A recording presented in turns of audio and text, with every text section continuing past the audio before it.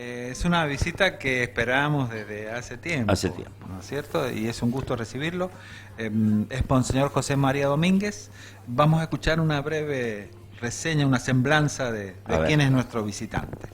El fraile de la Orden de los Agustinos Recoletos, Carlos María Domínguez, José María, le cambié el nombre. Obispo auxiliar de la Arquidiócesis de San Juan de Cuyo, tiene 53 años, nació en San Martín, provincia de Buenos Aires, tiene conocimiento en inglés, francés, italiano, portugués, latín, griego y hebreo.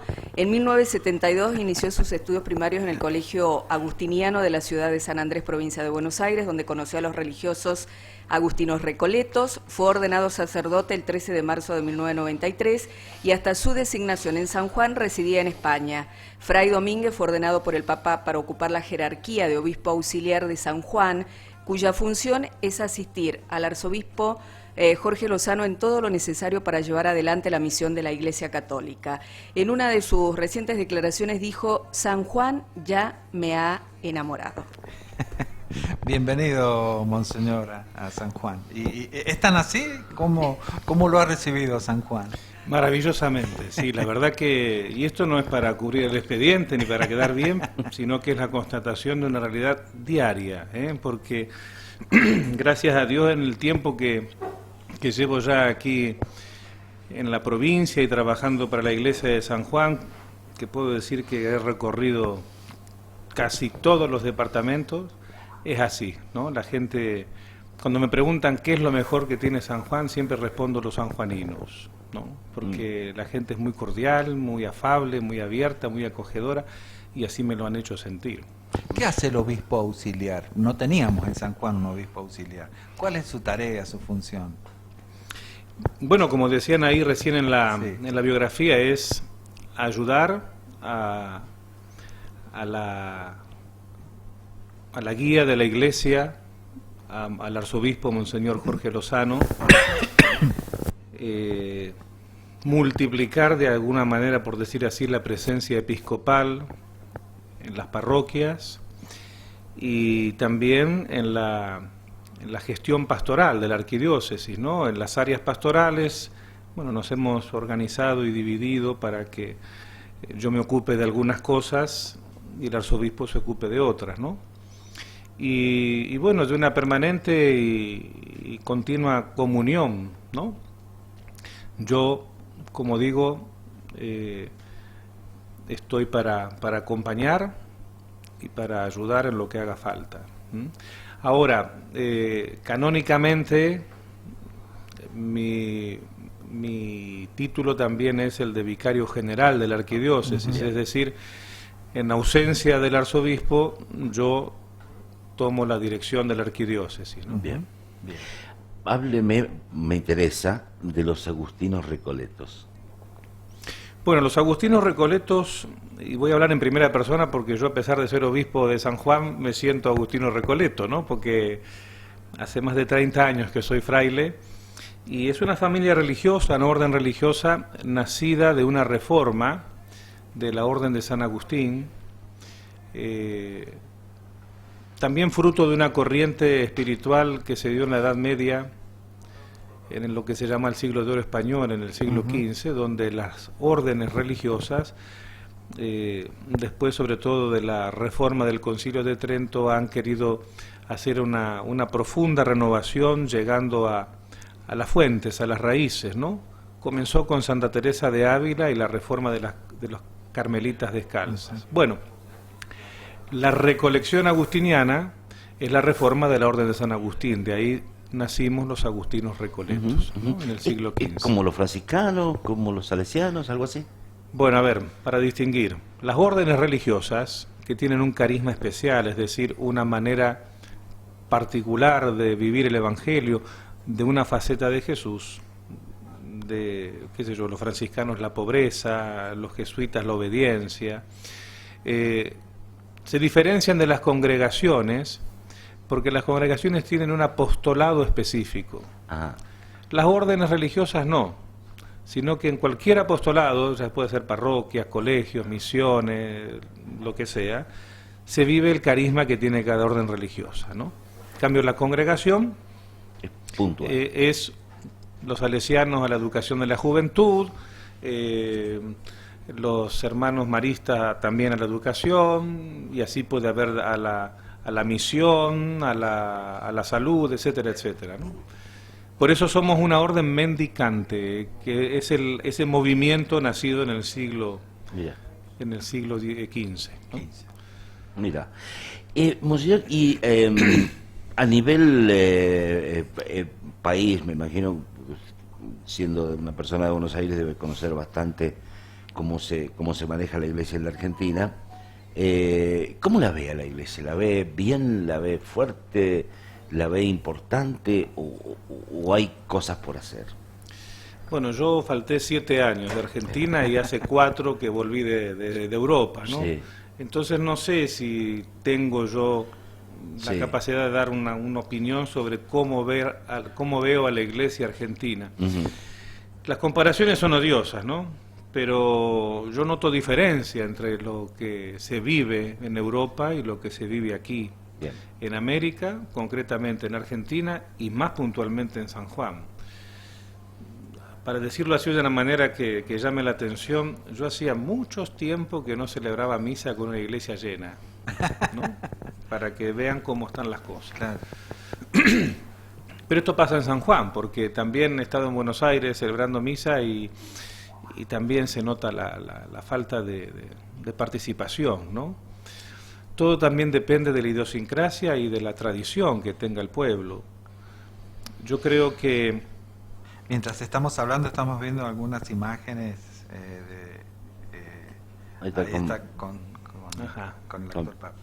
El Papa Francisco. sí, yo antes de irme a España estaba en Buenos Aires, porque era superior de Argentina, de los agustinos recoletos, y bueno, Bergoglio era mi obispo, Claro. ¿no? Claro. Y había un trato muy paternal, ¿no? Y entonces yo me fui a despedir de él cuando me mandaban a España, y me dijo, bueno, embromate. Sí. Y después yo me volví a encontrar con él en Roma, celebrando en Santa Marta, y le digo, ¿usted se acuerda lo que me dijo cuando me fui a despedir de usted? Y dice, perfectamente. Digo, bueno, los Qué cardenales memoria. hicieron eso con usted. ¡Qué memoria! Le embromaron la vida. Así que bien. Lo que decía, ¿no? En Europa se ve mucho relativismo, porque, bueno, al tener un bienestar económico, daría la sensación como que la gente precisa menos de Dios, ¿no? Y sobre todo por las ideologías que se viven allí, hay como una tendencia a vivir la fe de una manera más íntima, más personal, menos pública. Entonces, el relativismo es un peligro muy grande, y que, como todo el mundo globalizado, se nos va colando y metiendo también en nuestra manera de ser y de vivir, ¿no? También va llegando eso acá. Y el avance de las sectas, de otras creencias, ¿cómo incide en la vida de la Iglesia? Incide primero en un replanteo profundo de la evangelización, ¿no? Es en qué estamos nosotros. Porque cuando en esto uno pierde el lugar, lo ocupa el otro, ¿no? Exactamente. No es una competencia, ¿no? No. Pero la constatación de la realidad. Entonces, es un replanteo serio, decir, bueno, a ver, ¿en qué no estamos haciendo las cosas bien? Y yo creo que para esto, aparte de lo que propone el Papa Francisco, de una iglesia en salida, de llegar a las periferias y de anunciar de una manera explícita a la persona de Jesucristo, también creo que tenemos que apostar mucho por una formación del laicado, ¿no? A veces la gente, no hablo por mala intención, sino por falta de conocimiento, ¿no? Vive un momento desesperado en su vida y bueno, se agarra de lo primero que tiene, y se agarra de lo primero que le ofrece muchas veces, Claro. ¿no? Exactamente. Entonces, a veces pasan estas cosas. Sí. A ver, es un desafío lo de la secta, sin duda lo es, ¿no? Pero como decía recién, nosotros no competimos, porque no es a ver quién tiene más. La Iglesia no hace proselitismo. La Iglesia no hace que haya más fieles como si fuese un club que tiene más socios, ¿no? Sino que lo que hace la Iglesia es evangelización, que es diferente, ¿no? Claro, que llevar la palabra de diferente. Jesús. concepto. Monseñor, en este trabajo que pide el Papa Francisco, esta idea de llevar la Iglesia más allá, de el mensaje de Jesús y todo eso, los movimientos de la Iglesia, ¿qué rol juegan? ¿Están trabajando? ¿Están haciéndolo bien? ¿Cómo lo ven ustedes? Sí, sin duda, a veces uno desconoce todo la actividad y el movimiento que hay dentro de la Iglesia, ¿no? Sí. Donde se mueve muchísima gente, donde mucha gente pone de su tiempo y su talento para que el Evangelio llegue a muchos, y no un Evangelio, digamos así, espiritualizado o espiritualoide, porque cuando uno le predica al hombre integral, también desde la caridad que implica solidaridad y transformación social, y de las estructuras que muchas veces oprimen a la dignidad e integridad de la persona, ¿no? O sea, la evangelización es una cosa grande, en conjunto, no es simplemente tocar el corazón, es tocar el corazón, la mente, la vida toda, ¿no? Y los movimientos, muchos laicos se mueven, la palabra lo dice, ¿no? En aras a esto, ¿no? Gracias a Dios es mucha la participación. Los laicos son la gran mayoría de la Iglesia, la mayor parte de la Iglesia, y por eso es que el protagonismo que tienen que tener es importantísimo. Los sacerdotes no llegamos a todo, ¿no? Y los laicos metidos en las realidades que tienen que vivir todos los días deben hacer que el Evangelio de Jesús se pueda vivir también en esas realidades, ¿no? Aunque a veces sea difícil. Más en un momento en que en el país hay tantísimas necesidades, sí, tantísima gente que está con hambre y que la está pasando mal. Por eso decía, es impresionante, cuando uno toma contacto con la realidad y con datos de la realidad, es impresionante la labor también social que hace la Iglesia y estos movimientos, ¿no? De cómo a veces poder paliar, no digo solucionar, ¿no? Porque eso no nos corresponde a nosotros, pero sí paliar las necesidades de mucha gente que no la está pasando bien, o que no la pasa bien, y es muy fuerte este movimiento de acción social. Como decía recién, no se puede predicar el Evangelio a una parte de la persona, sino a toda la persona. Claro. ¿Tenemos suficientes sacerdotes o nos están faltando y hace falta más obreros a la vez? Siempre hace falta más, ¿no? Gracias a Dios San Juan tiene un clero, no digo suficiente, pero bastante bien en cuestión de números. Siempre hace falta más, ¿no? Yo he estado en el mes de septiembre, en el mes pasado, haciendo el curso de obispos de reciente nombramiento en Roma. Éramos 105 obispos de todo el mundo, y al enterarme de la realidad de las muchas diócesis del mundo y las realidades que tienen que vivir sus obispos en esas diócesis, esto aunque suene egoísta y demagógico, pero yo digo, a mí me tocó la lotería viniendo a San Juan, porque con 75 sacerdotes como tiene la arquidiócesis, un seminario con 30 seminaristas, eso no se ve en todos lados, ¿eh? Por eso tenemos una bendición grande de Dios y una responsabilidad de ser dóciles a la bendición de Dios, ¿no? Pero siempre hace falta más, sin duda. De hecho, en las estadísticas mundiales, el número de sacerdotes ha descendido, ¿no? Ha crecido en algunos lados, como en Asia y en África, pero han descendido en Europa y en América, ¿no? Y eso es alarmante, porque muchas veces dice, bueno, será el contexto social que hace que los jóvenes no tengan esa inquietud. Yo creo que no. Influye, sí, pero creo que no, porque Dios sigue llamando siempre. Yo creo que no hay crisis de llamado, hay crisis de llamantes. O sea, de aquellos que en nombre de Dios tenemos que llamar y decirle, vos no pensaste en esto o aquello, ¿eh? Y el relativismo que mencionaba recién, ¿influye esto de yo creo en lo que veo? ¿Influye también? Sí, el relativismo hace que muchas veces uno se haga la religión a la carta, ¿no? Yo agarro esto que me conviene, sí, esto que no me gusta no lo acepto, lo dejo de lado, esto que es un poco exigente, bueno, sí, pero le doy mi vuelta, ¿no? Entonces, la religión en la carta, el Papa, en esa foto que mostraban donde salgo yo con él en el... No, sí, yo con él era importante, en la Catedral de Río de Janeiro. Sí. Es ahí donde le dijo a los jóvenes argentinos, bueno, que la fe no en ahí esa, está, la cúpula. que, Sí. la fe no hay que licuarla, Sí. ¿no? Ni diluirla. Y bueno, a veces el relativismo nos lleva a eso, ¿no? Monseñor, hay un montón de movimientos sociales que pululan por el mundo, también en la Argentina, que tratan de instalar la agenda de género y que atacan a la iglesia. La policía tiene que poner vallas enormes y personal para que no entren en las catedrales. ¿Qué pasa? Lamentablemente, cuando se ideologiza las verdades, Se fanatiza. se fanatiza. Claro. Y la recalcitrancia, dicho así, de un lado o del otro no hace bien, al bien común, ¿no? Entonces, todo lo que tenga un sesgo de ideologización siempre va a estar sesgado, porque no va a defender, ni a proponer, ni a sostener la verdad completa, ¿no?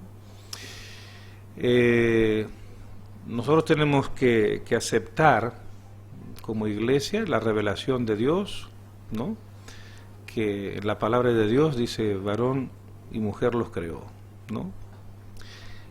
Ambos con la misma dignidad y con la misma responsabilidad en el manejo de la creación, porque Dios puso al hombre, la creación en manos del hombre, ¿no? Del hombre y de la mujer. Entonces, tenemos que sostener eso, la verdad, ¿no? La verdad revelada, no la verdad como a mí me parece, y la verdad que yo sostengo, sino la verdad revelada por Dios. Con esto no quiere decir que todos los que no piensen como yo están condenados, ¿no? Por supuesto.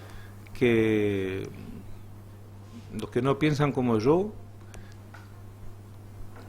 primero yo tengo que aceptarlos y tengo que respetarlos y tengo que estar abierto al diálogo, ¿no? Al diálogo que nos lleve al bien común, no a que yo convenza al otro de las cosas que el otro no quiere convencerse o viceversa, ¿no? Hay temas que salen... Es muy difícil lo que está planteando. La verdad, ver manifestaciones de mujeres semidesnudas gritando y vociferando cosas es muy difícil. ¿Y eso le hace bien a la dignidad de la mujer, por ejemplo? Yo creo que no, pero No. digo, desde la posición yo tengo que aceptar. Y es difícil. No, yo no puedo... No, eso, a ver, yo puedo aceptar que no se piense como yo pienso. Bien. Lo que no puedo aceptar, bajo ningún concepto, es la violencia y el ataque. Porque la libertad no es hacer lo que yo quiero, es hacer lo que yo debo porque quiero, ¿no? Entonces, a mí la libertad y la libertad de expresión no me da permiso para que yo me exprese agresivamente delante de otros que no piensan como yo. Por eso el atacar los templos, eso no. Yo no le encuentro sentido, pero no sé. Y ese fanatismo, como decía antes, recalcitrante, descalifica. Uh-huh. ¿Y esta idea de separar iglesia y Estado?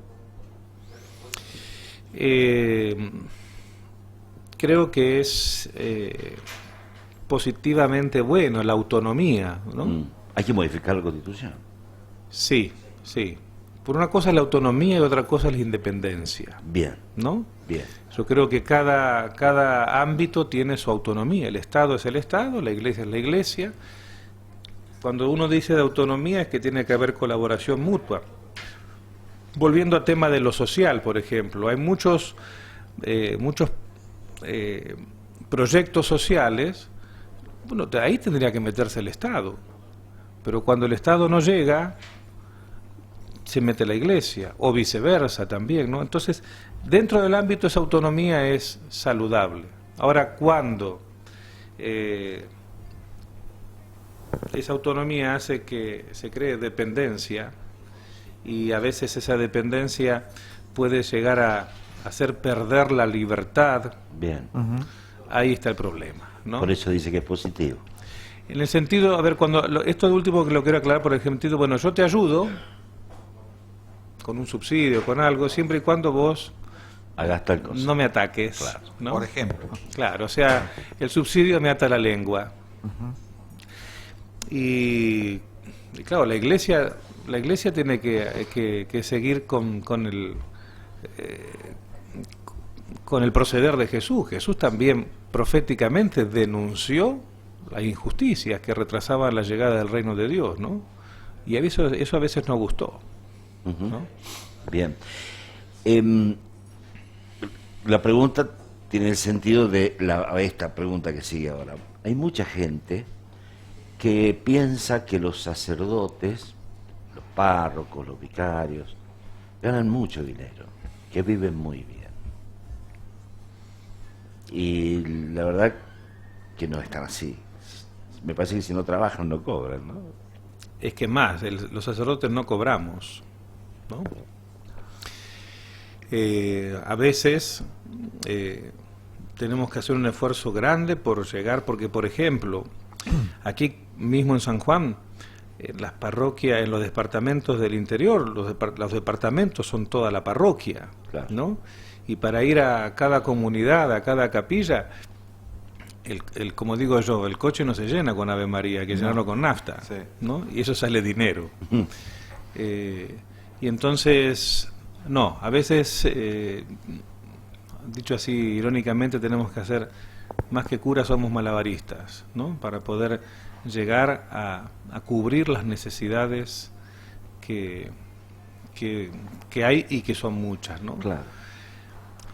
No tenemos sueldo, los sacerdotes no tienen sueldo del Estado. El Estado no les paga un sueldo. No.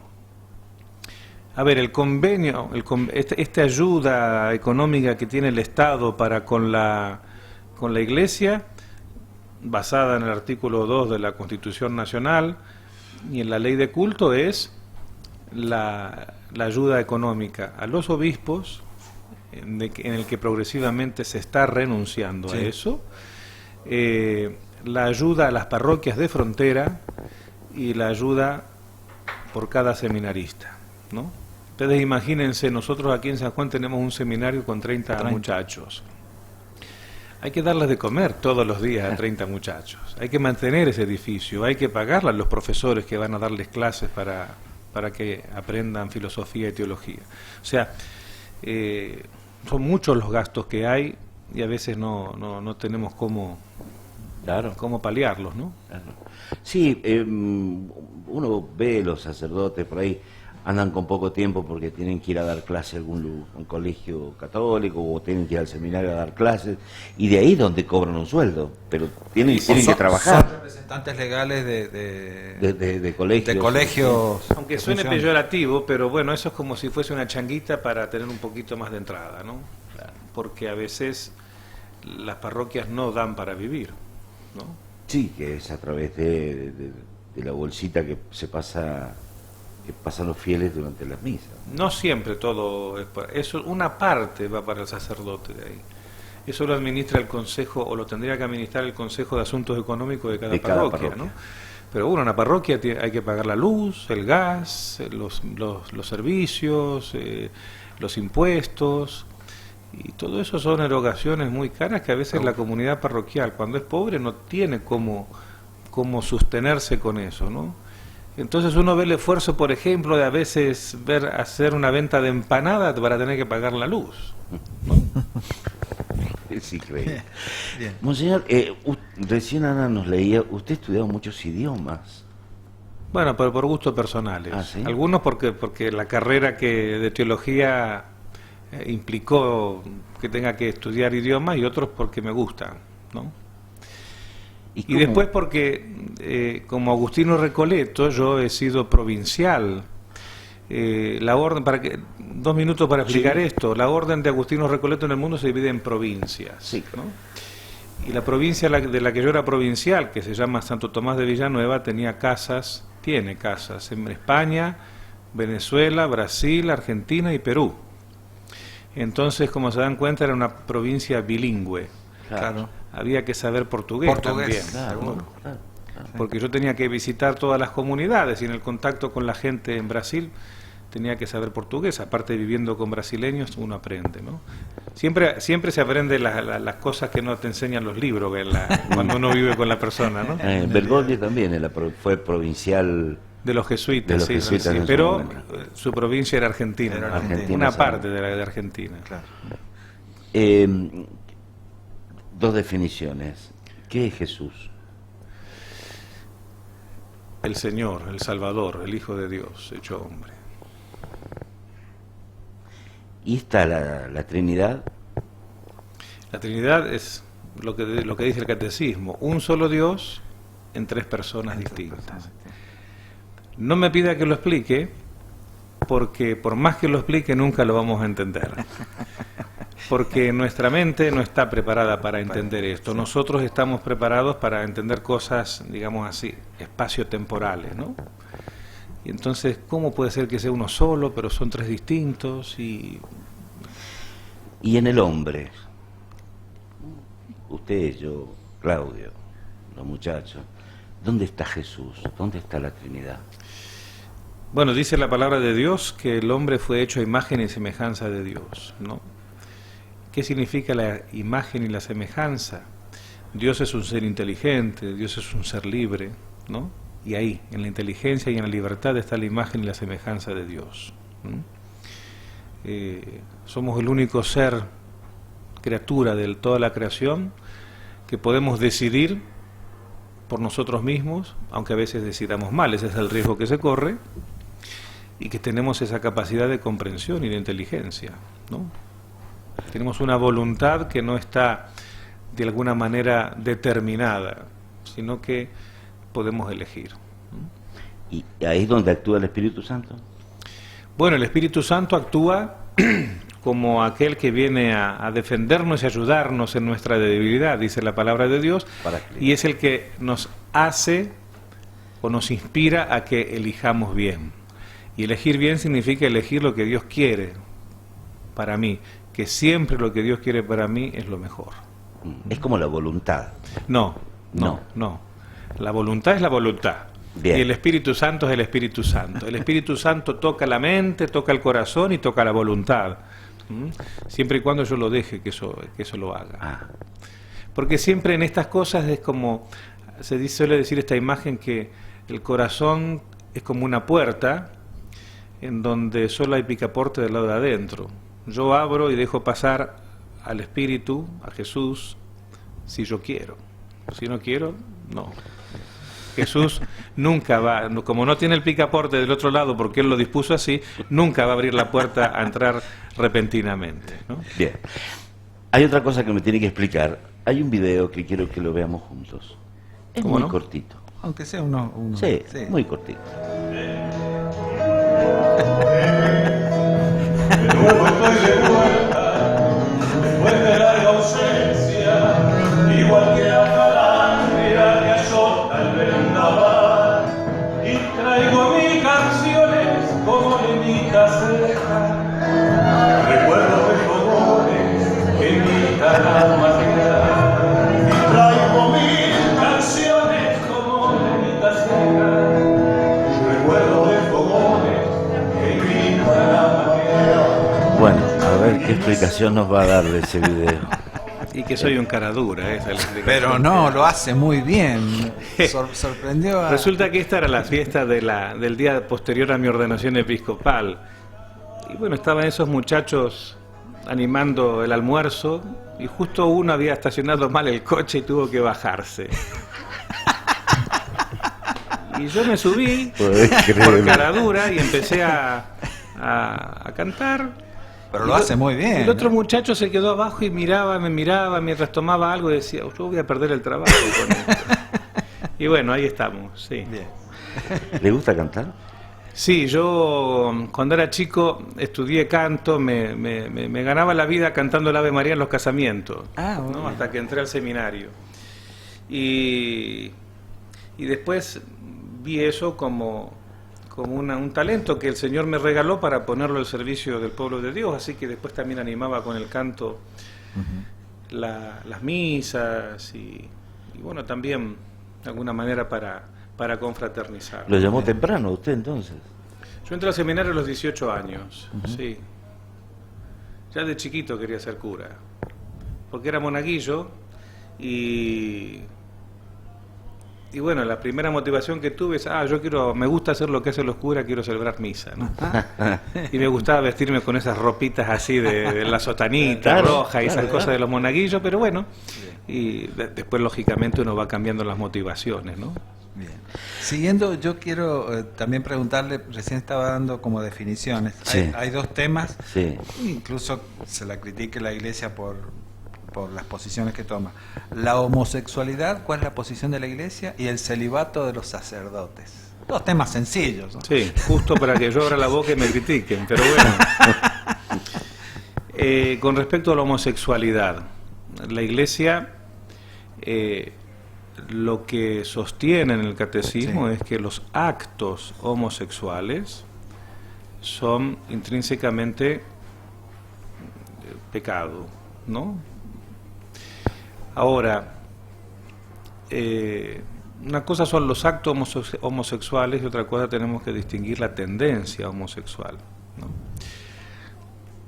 Por supuesto que lo que hay que desterrar del vocabulario es lo que antes se denominaba como, se la calificaba como una enfermedad, ¿no? Bien. El que tiene una tendencia homosexual no es una persona enferma. Y como decía el Papa en uno de sus viajes que le preguntaron en el avión, es que ¿quién es uno para ponerse a juzgar las actitudes de los demás, ¿no? Por eso una cosa es la homosexualidad y otra cosa son los homosexuales, que es diferente, ¿no? El homosexual es una persona como yo, que tiene una tendencia distinta, pero por eso yo no lo tengo que juzgar. ¿Saben lo que a mí me molesta? Lo digo con toda sinceridad y con toda libertad. Cuando uno hace alarde de esas cosas para no sé qué, ideologizando, ¿no? Porque yo no salgo a hacer una marcha para expresar mi heterosexualidad, ¿no? No. Entonces, si somos tan iguales, seamos iguales en serio, ¿no? Yo espero que no se moleste nadie por lo que digo, No. pero yo tampoco voy a adorar la píldora para quedar bien, ¿no? Yo tengo que estoy servidor de la verdad y la verdad de la Iglesia es esta. Bien. Y después con respecto al celibato sacerdotal, esto entra dentro de de lo que se llama una disciplina de la Iglesia. Claro. Y que generalmente o principalmente los que no viven el celibato son los que lo cuestionan y los que no lo entienden. Porque el celibato no es no casarse o no hacer ejercicio de la sexualidad o es una imposición que me viene de afuera. A mí nadie me obligó a ser célibe, me lo obligué yo, ¿no? En el caso mío es distinto en el sentido que yo también soy religioso y que tengo voto de castidad. Pero el celibato tiene prácticamente dos finalidades, podríamos decir así, de una manera muy sintética. Primero, que el motivo es la caridad pastoral, es decir, que mi vida esté dispuesta toda al pueblo de Dios. Claro, y dedicada. ¿No? Y lo segundo es que el celibato, como el voto de castidad, pasa por el corazón. Digo, ¿por qué los curas no se casan cuando pregunta a la gente? Hay gente que lo pregunta, que a través de la pregunta pone su posición, ¿no? ¿Por qué los curas no se casan? Está queriendo decir, yo no estoy de acuerdo que los curas no se casan. Pero otra gente lo pregunta de buena voluntad porque quiere interesarse, ¿no? ¿Por qué los curas no se casan? Por la misma manera que no se casan un hombre con 3 mujeres o 2 mujeres. Porque el corazón dividido, es imposible que uno viva con un corazón dividido, ¿no? Entonces, el celibato y el voto de castidad pasan por el corazón primero, porque mi corazón es todo de Dios y mi capacidad de amar está entregada toda a Él. Sería incoherente y hasta como esquizofrénico, ¿no? En el sentido de estar dividido, de que yo ame a Dios por sobre todo y ame a otra persona, a una mujer en este caso, junto con Él, ponerlo en la misma sintonía. O sea, a ver, insisto en esto, el celibato es la consagración de mi capacidad de amar a Dios, en donde mis brazos se abren para todos y no se cierra sobre ninguno. Bien. ¿Más clarito? Más clarito. Para nosotros ha sido un placer que haya venido. Esperamos contarlo. Le hemos robado unos minutitos más Sí. de los que... Esperamos No hay problema. Esperamos contarlo como un amigo, que venga seguido Con mucho gusto. y que nos ayude. Sí, sí, cómo no, para eso estoy aquí, en San Juan, ¿no? Para ayudar a todos los que lo necesitan, ¿eh? Y sobre todo, saben ustedes que mi lema episcopal es, no sé si lo saben, pero si no se los digo, es alegres en la esperanza, que es una frase de San Pablo a los romanos, ¿no? Y entonces yo creo que mi mayor servicio al pueblo de Dios es alentarlos en la esperanza, desde la alegría que me da tenerlo a Dios en mi corazón. Voy a pedir una bendición. Muy bien, con mucho gusto. A ustedes, al programa, a los televidentes y a los oyentes también de la radio, que el Señor los bendiga, los proteja y que esta bendición también sea una bendición extendida para todo nuestro país, que mañana, ejerciendo este derecho cívico que tenemos, podamos también sentirnos responsables de la construcción de la sociedad y del bien común. Como dice la oración de la patria, Jesucristo, Señor de la historia, te necesitamos, ¿no? Entonces, la bendición de Dios Todopoderoso, del Padre, del Hijo y del Espíritu Santo. Amén. Gracias, Muchas gracias. Monseñor. Muchas gracias. Gracias a ustedes. Gracias por su visita.